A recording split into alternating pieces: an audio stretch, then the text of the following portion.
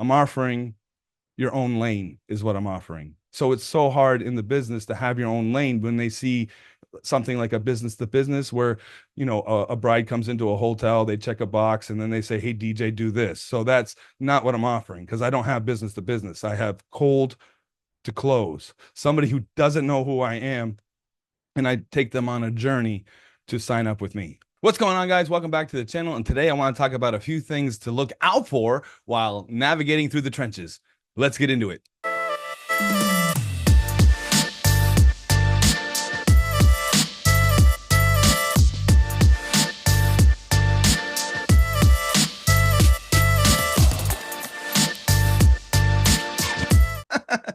What's going on, guys? My name is Scott King. I run a DJ company over here in Orlando, Florida, www.djsorlando.com.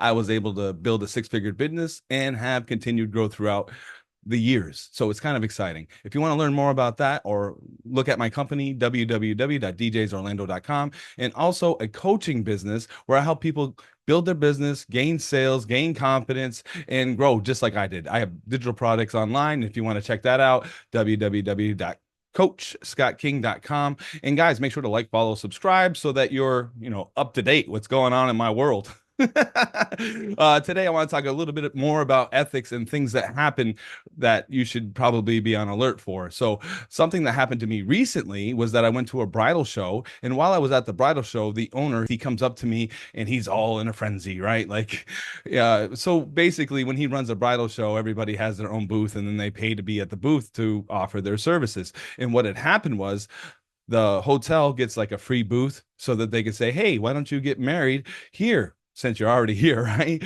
So there was another DJ company that has like a liaison, or they have a bid with the company. Well, anyway, they're preferred vendors. So they decided that they were going to bring their DJ stuff and offer their DJ stuff along with this hotel offering their services. And he comes up to me in a frenzy. He's like, I can't believe that they let their DJ company come in here because I gave them a free booth and they're over here offering their 360. And he just goes, that's so unethical. I can't believe they're doing something like this. And they never even told me that they did it.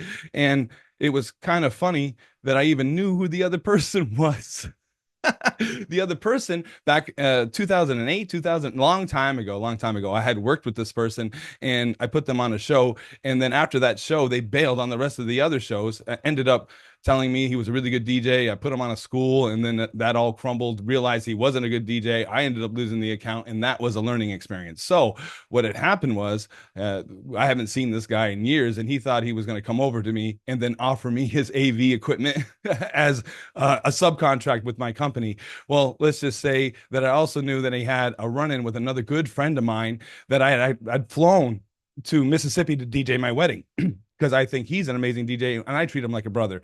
So anyway, he come over to me and he was trying to sell his AV company, which my DJ for my wedding also has an AV company. So he put his arm on my shoulder and said, I know we've parted ways and I'm coming back. And, if you ever need AV, let's sit down and talk about it. And all I did was say, hey, man, I'm good friends with this guy. And I flew him out to my wedding. I can't, I have a meeting with him on Tuesday. Can't wait to talk to him. And that's my guy.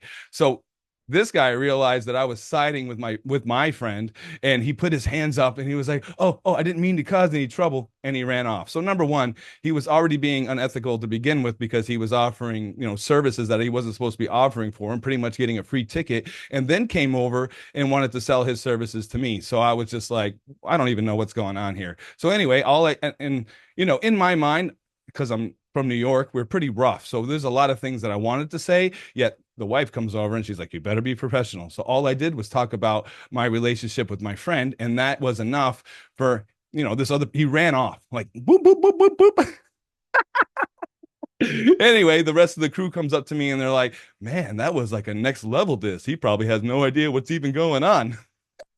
All right, with that in mind as well, there was another incident at the same bridal show. So let's think about this for a second.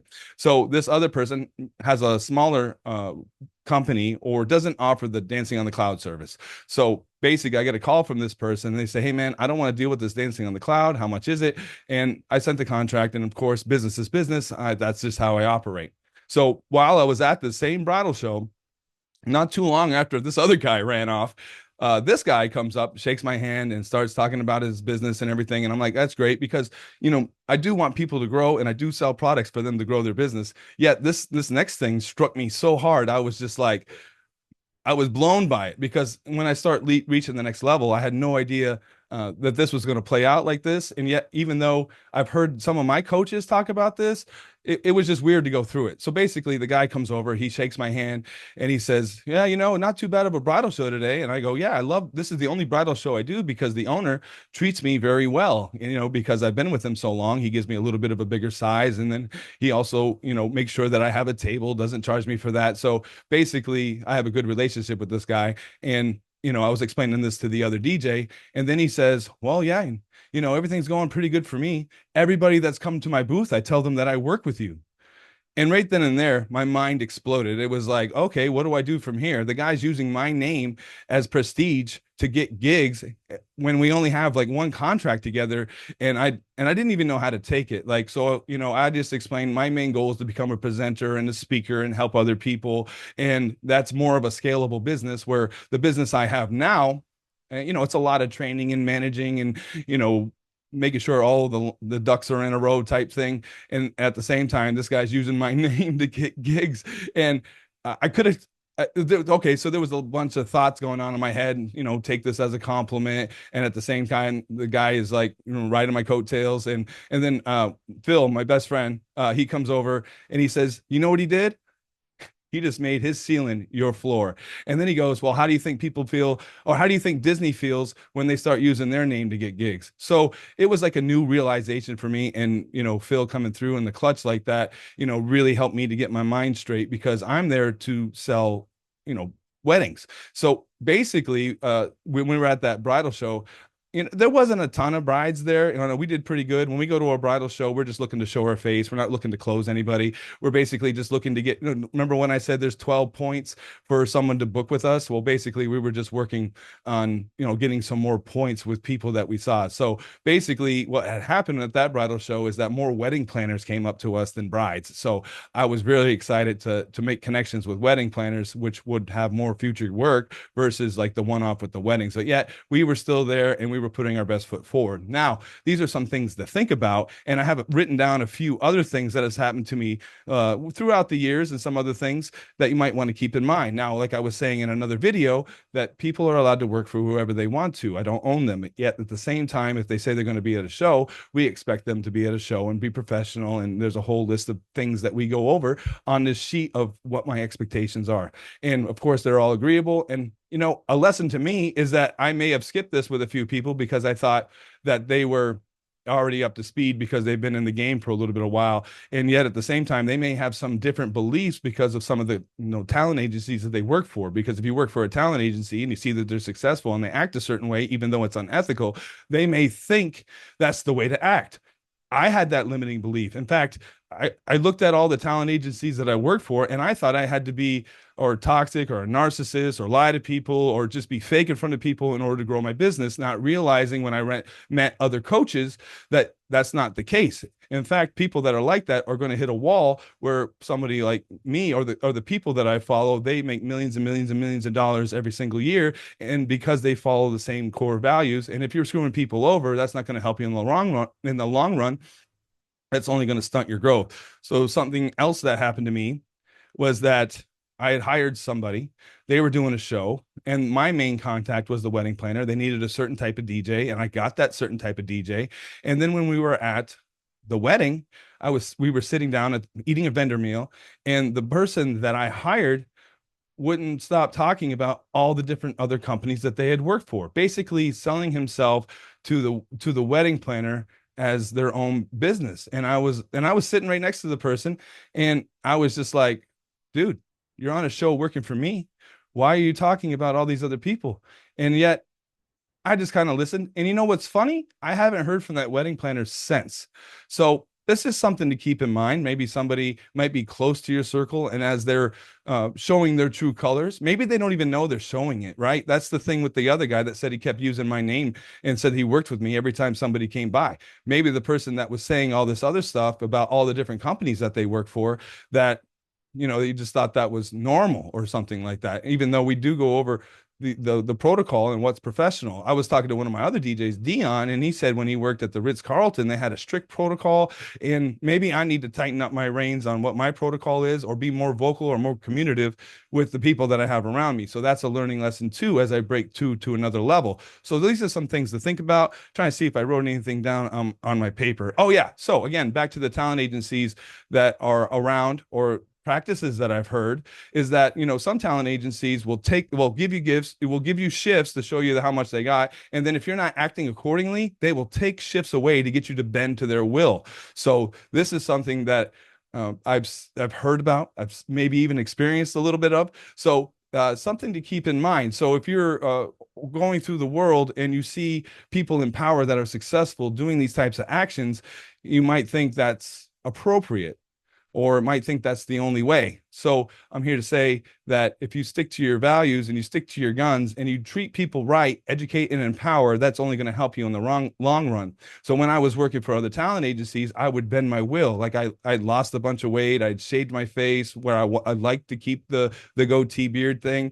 And that was really going against my identity, to a point where I was so confused about the world. And that's when I found NLP, which helped me get to a better place. I saw a light at the end of the tunnel, and then I hired an internet coach, which totally changed my life around. And even though the success that I wanted from the classes I took weren't what I was expecting, the life lessons that I learned, or the mindset, or the seed to plant the mindset to where I'm at now, I am eternally grateful for. And I think I spent $8,000 with this coach, just based on one commercial that I saw on Facebook that spoke to me personally. So basically, he said, are you getting paid what you're worth?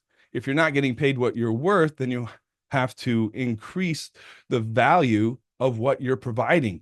And there was a bunch of other things he said in that commercial, and I wish I could go back and find it. I think I saved it on my Dropbox somewhere. Yet it spoke to me at the time that I needed it, and I was like, yes, tell me more. So that's where I'm at right now. I just wanted to get a few things, off my chest.